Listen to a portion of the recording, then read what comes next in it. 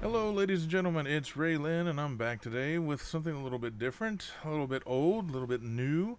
This is the Elder Scrolls Online Morrowind. It's the new DLC. It will be officially released on June 6th for Xbox One, PS4, and PC. However, if you go ahead and pre-order and download the digital edition, you can start playing now. It's basically kind of like an early access.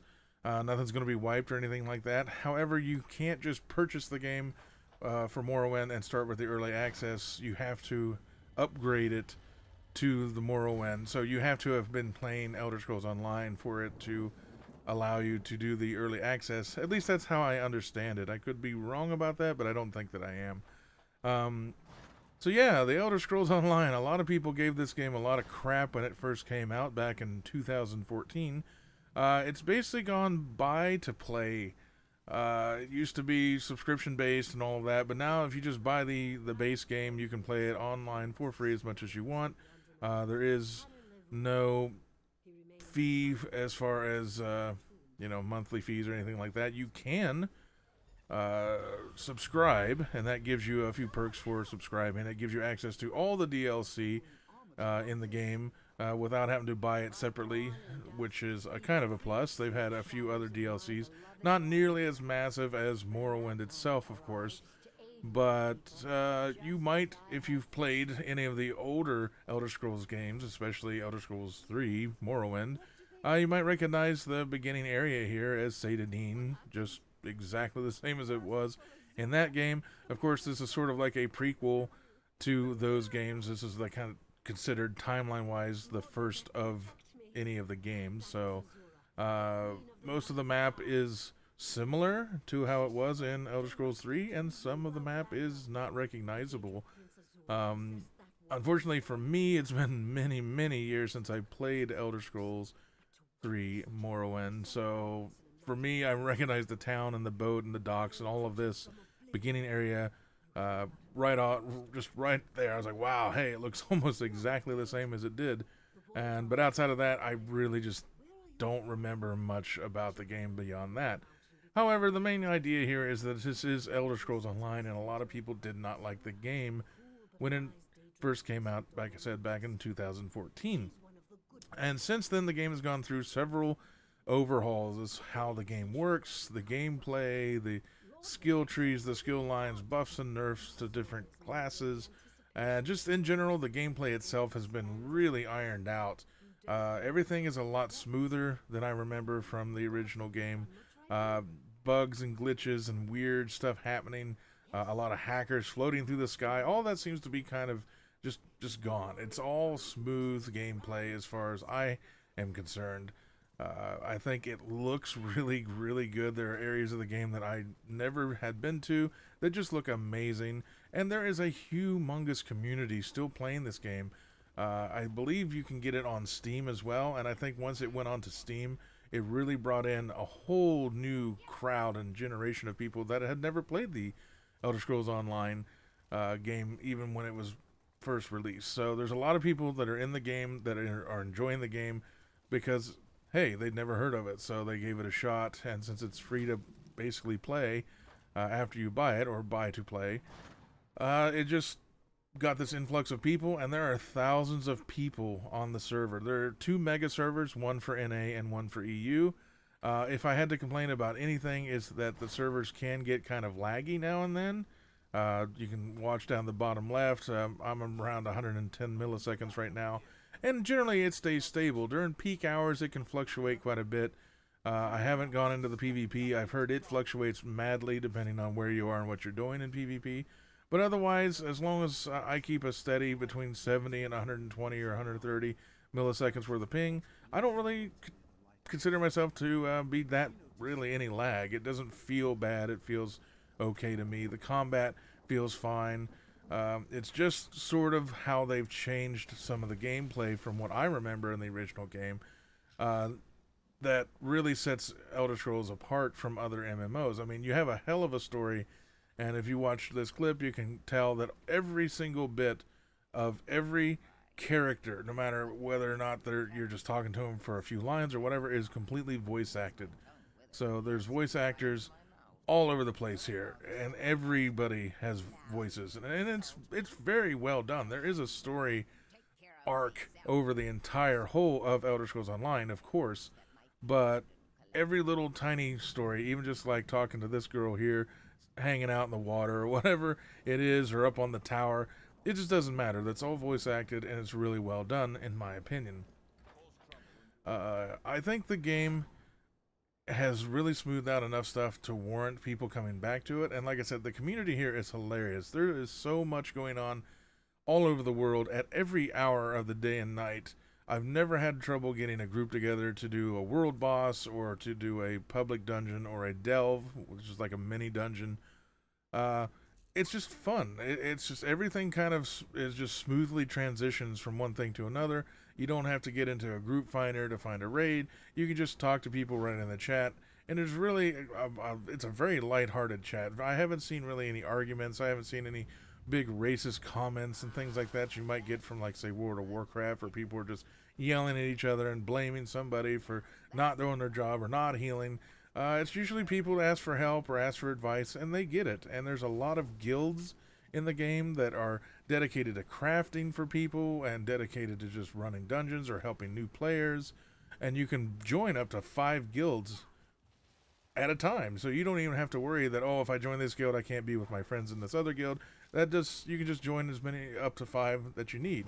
So you can join like a crafting guild. You can join, you know, a guild that's you and your friends, and then you can have one that's all about running dungeons. So really, the game is really expansive. I mean, it's huge. These maps that you're on are gigantic, and they go on for hours and hours and hours. Even though I have a mount, if I was to try to traverse myself from the very southern tip of this map to the very northern part, you're looking at a good 10-15 minutes worth of runtime, easily. And if you don't have a mount, it's even longer than that. I mean, these maps are gigantic. They don't seem like it when you just kind of look at the map screen, but really, there is a lot of content in this game for being out just for the short 3.5 or so years that it's been out. So I think the game has really come along since I played it back in 2014, and I think it's improved in every possible way. Werewolf skills are now fully fleshed out. They're way better than it was in vanilla. The vampire has kind of gotten the nerfs that it needed, but it's still a very strong additional class sort of, you know, transformation thing going on, and it's still really useful. And all the classes seem to have builds, whether you're going magic based or stamina based. Every class seems to have 2, 3, 4 types of builds depending on the content that you're doing. Like, you have like a leveling build, you have a build that's for maximum damage in dungeons or maximum damage when you're solo, you have survivability tanky builds, and it just goes on and on. A PvP build, you know, it's just on, and people keep coming up with new ideas that work with the passives that you have, you know, in armor and then the weapons and the skill lines and everything. That how Elder Scrolls plays is very different from a lot of other games. The closest representation I can think of would be Guild Wars 2, with the fact that you have weapon-based skills, and you can hold 2 different weapon types or even 2 of the same weapon type and swap between them on the fly, giving you basically 10 skills that you can use whenever you want, plus an ultimate skill you can see at the bottom of the screen. That is my skill bar, and, you know, I'm just building up. They did add a new class. That's what I'm running around it throughout this video, is the Warden class, kind of like a pet-based hunter/druid sort of class. A lot of healing, some damage over time, and then pets like bears and things like that. They summon animals, so they're kind of like the animal herder of the game now.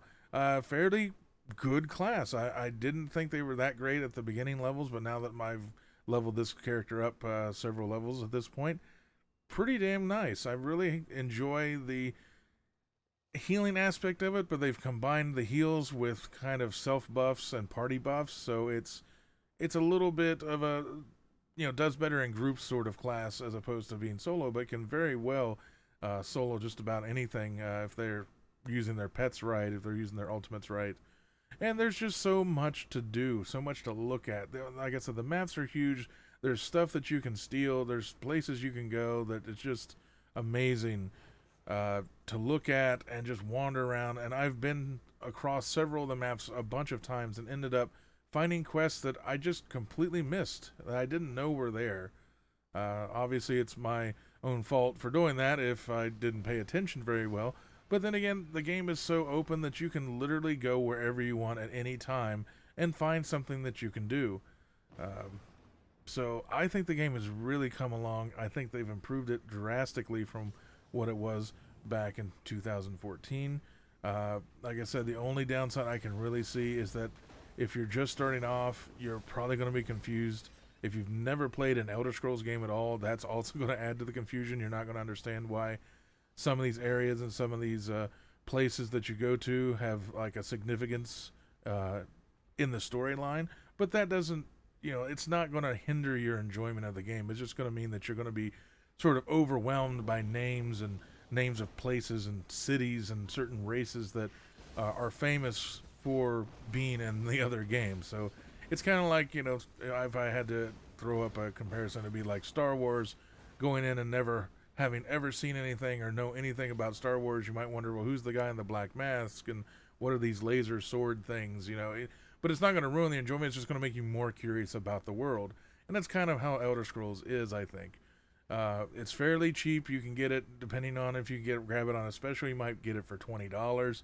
You might get it for $30. So if you look around, you can get a fairly good price on the game. It's been out a little while. Like I said, it's got a huge community. It's, to me, doesn't seem like a toxic community at all. There are build guides everywhere for every class. It's very easy to find what you need to get around in the world, even if it's just asking in the general chat. There's no real restrictions, like I said. I would suggest, however, that if you do like the game, if you pop in there and you're having fun with it, that you at least get an ESO Plus membership. And I only say that because there is a lot of stuff that you pick up that's meant for crafting. Crafting plays a giant part of Elder Scrolls Online. It's a very player-driven economy. All the auction houses where you're going to buy gear are all run by guilds. Guilds actually set up guild shops, and that is how they sell all the stuff that they craft, and that is where you buy all of your crafted gear. And some of that crafted gear is amazingly good. Most of it is in-game worthy stuff that you're actually crafting. So you have a ton of crafting material, and you will run out of bag space extremely quickly if you're just running around gathering everything from iron ore to logs to flowers to make potions. And the ESO Plus membership actually gives you a crafting bag. So everything that you're carrying around that's a piece for some craft goes right into that bag. It's an unlimited amount of space in that bag, and you can carry as much crafting stuff around as you need and don't have to waste any of your bank space or your normal bag space. And keep in mind that it does have an in-game shop. That's the reason why it is buy to play.